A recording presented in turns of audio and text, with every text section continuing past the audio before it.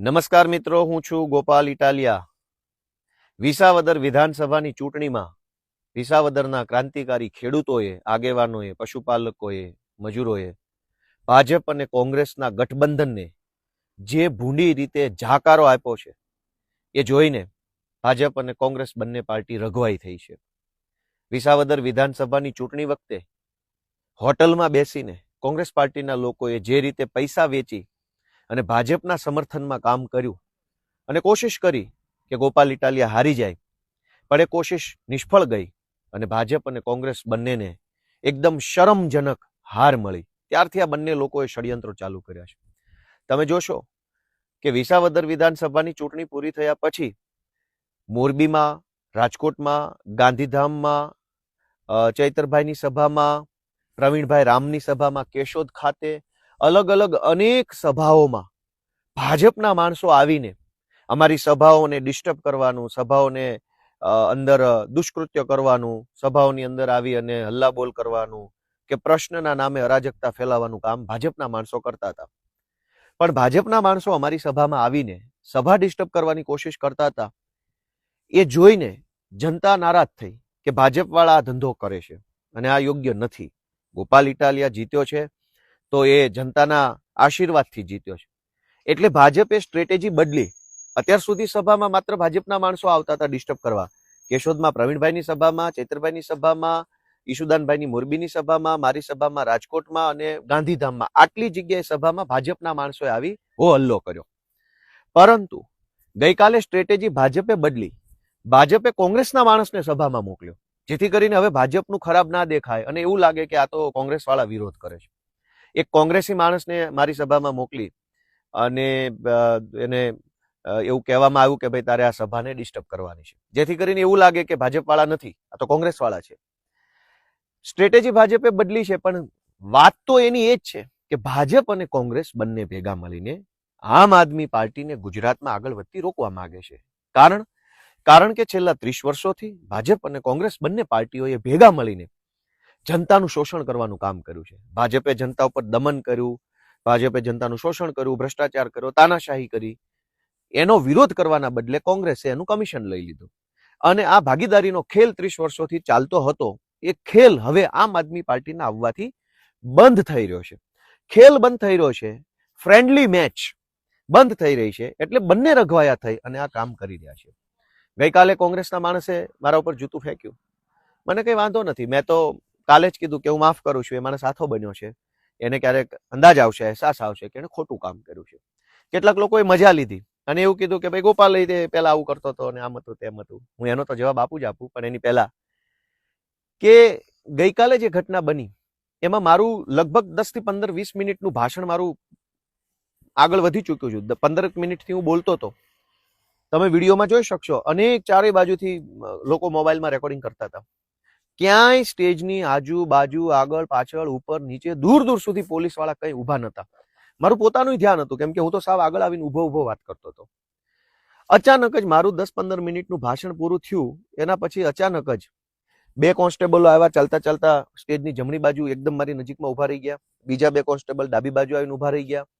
એક પીઆઈ આવ્યા, એક એએસઆઈ આવ્યા, એક સબ ઇન્સ્પેક્ટર આવ્યા.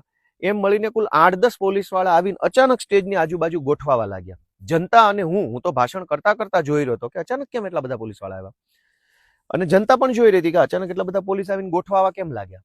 કશું જ નતું, કોઈ સિંગલ પોલીસવાળો માણસ સ્ટેજની આજુબાજુમાં નતા. 15 મિનિટના ભાષણ પછી અચાનક પોલીસવાળા આવ્યા. એ પોલીસવાળા પોતે જ આ કોંગ્રેસી માણસને લઈને આવેલા. કોંગ્રેસી માણસ આવીને ટોળામાં બેઠો અને પોલીસે જેવો ઈશારો કર્યો તરત જ એણે એનું જે કઈ કામ હતું એ કર્યું.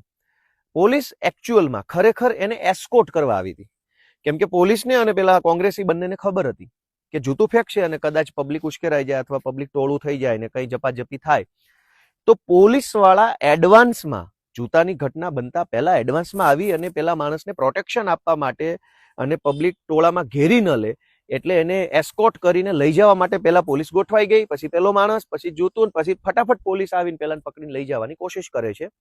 એ દરમિયાન જનતાનું ટોળું થયું અને પછી તો ટોળામાં તો શું બોલવાનું, શું થયું શું ના થયું. એનો સીધો અર્થ એ છે કે કાર્યકર્તા કોંગ્રેસી છે, પણ પોલીસે કોના કહેવાથી કોંગ્રેસી કાર્યકર્તાને સપોર્ટ આપ્યો? ભાજપના કહેવાથી. ભાઈ પોલીસ તો દારૂની, ડ્રગ્સની, જુગારની, બળાત્કારની એફઆઈઆર લખવા તૈયાર નથી, તો આ કોંગ્રેસી માણસને બચાવવા માટે કેવી રીતે આવી ગયા? તો સાફ છે ગઈકાલની ઘટના પરથી કે કોંગ્રેસ અને ભાજપ બંને ભેગા મળી અને જામનગરની અંદર મારી ઉપર હુમલો કરવાની કોશિશ કરી, ને એમાં પોલીસે પેલા માણસને પ્રોટેક્શન આપ્યું. અત્યારે જ્યારે હું આ બોલી રહ્યો છું ત્યારે મારી ઘડિયાળમાં 12:37 થયા છે. આજે 6મી તારીખના 12:37. હજુ સુધી એ માણસ ઉપર કોઈ પોલીસ કાર્યવાહી નથી થઈ. હું તો એફઆઈઆર કરવાનો નથી, મેં તો એને માફ કરી દીધો છે કે એ આથો બન્યો છે, એને એની ભૂલનો અહેસાસ થશે, ઈશ્વર એના પરિવારને ખુશ રાખે એવી પ્રાર્થના કરી અને મેં છોડી દીધું છે. પણ સામાન્ય સંજોગોમાં આવું કંઈ પણ બને તો પોલીસ જાતે ફરિયાદી બનીને એફઆઈઆર પણ કરતી હોય છે, 151 કરતી હોય છે, 2-4 દિવસ જેલમાં રાખતી હોય છે. આ કિસ્સામાં આટલી બધી મહેરબાની કેમ? અમારા આમ આદમી પાર્ટીના ધારાસભ્ય હેમંત ખવા પહેલા કોંગ્રેસ પાર્ટીમાં કામ કરતા હતા, એટલે આ ભાઈ પણ કોંગ્રેસી છે, એટલે બંનેના જૂના ફોટા લાવી અને ટીવીમાં એજન્ડા ચલાવવામાં આવ્યો કે આમાં શું છે શું છે શું છે. ભાઈ આસારામની સાથે પણ નરેન્દ્ર મોદીનો ફોટો છે, તો શું એનો અર્થ શું કાઢવાનો? સુરતની અંદર ડ્રગ્સ વેચતા રંગે હાથ પકડાયેલા અમિત આહિરની સાથે ગુજરાતના ગૃહમંત્રીનો ફોટો છે, તો શું સમજવાનું? તો ફોટાઓ આજકાલ કોઈ પણ પબ્લિક પ્રોફાઇલના માણસો છે એના ફોટાઓ કેટલાક લોકો સાથે હોતા હોય છે, પણ સવાલ એ નથી કે આ કોંગ્રેસી માણસ જે જામનગરમાં આવ્યો હતો એનું કોની સાથે ફોટો. સવાલ એ છે કે પોલીસ એને એટલી બધી મહેરબાની કેમ? કમસે કમ 151 તો પોલીસે કરવી જોઈતી હતી, પોલીસે 151 પણ નથી કરી. હવે તમે વિચારો કે હર્ષ સંઘવીની સભામાં કોઈ જૂતું ઉછાળી જાય તો શું પોલીસ જવા દેશે? નહીં જવા દે. હર્ષ સંઘવી તો ફરિયાદી નહીં બને, પણ પોલીસ ફરિયાદી બનશે. શું કામ?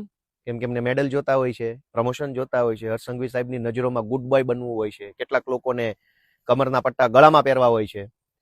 તો દોસ્તો આ ઘટનામાં સાફ છે કે ભાજપ વાળા, ભલે ભાજપ તો ભાજપના નેતાઓનો તો ધંધો જ આવો છે કે અમે કોઈ ષડયંત્ર કર્યું, અમે કોઈ આમ તેમ કર્યું. ભાઈ અમે ષડયંત્ર કર્યું છે તો તમે પકડો એ માણસને, એની ઉપર એફઆઈઆર કરો, એની પાસેથી તપાસ પુરાવા લઈ લો, વોટ્સએપમાં, ફેસબુકમાં, ફોનમાં કોની યારે વાત કરી છે, કોને ષડયંત્ર ગોઠવું, કોને પૈસા આપ્યા નથી આપ્યા, છોડી કેમ દીધો?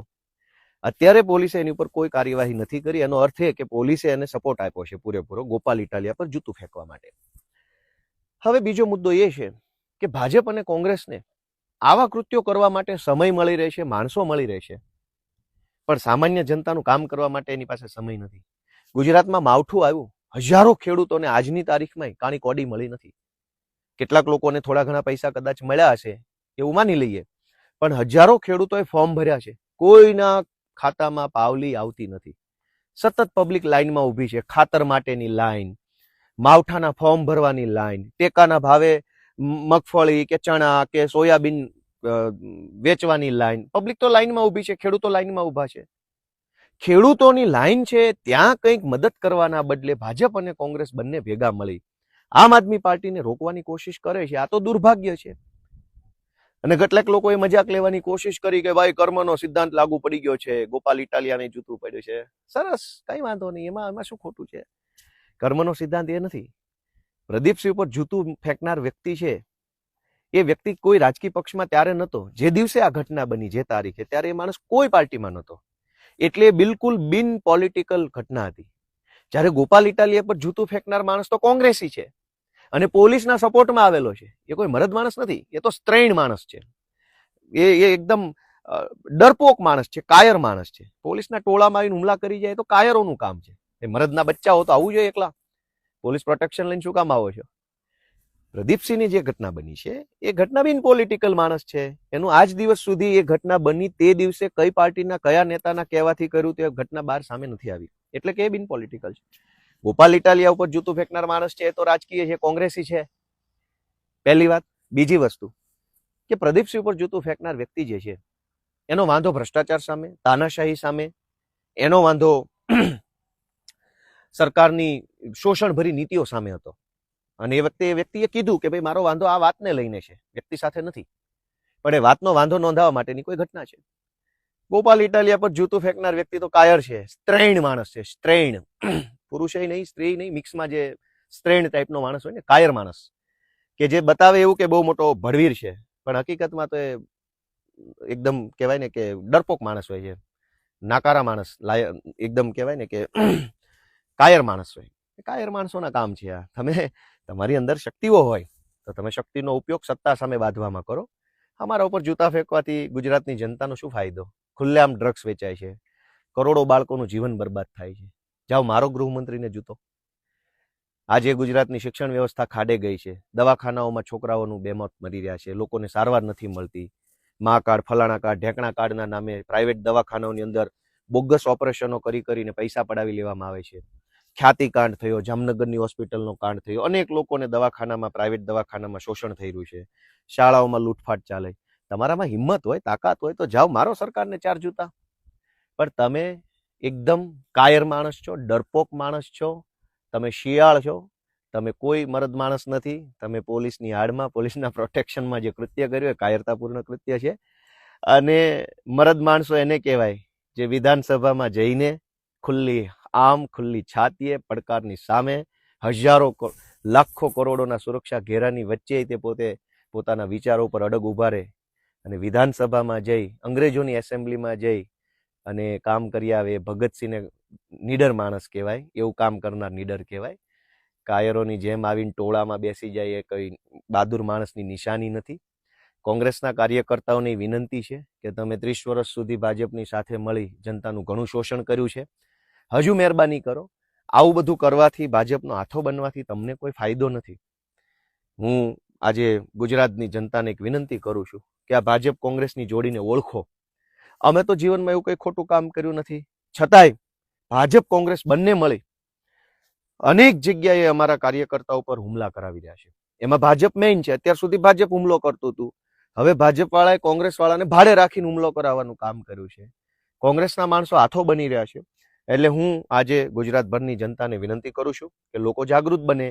મુદ્દાની રાજનીતિ જે આમ આદમી પાર્ટી કરી રહી છે એને જનતા સપોર્ટ આપે એવી મારી લાગણી વિનંતી છે. સૌને મારા નમસ્કાર.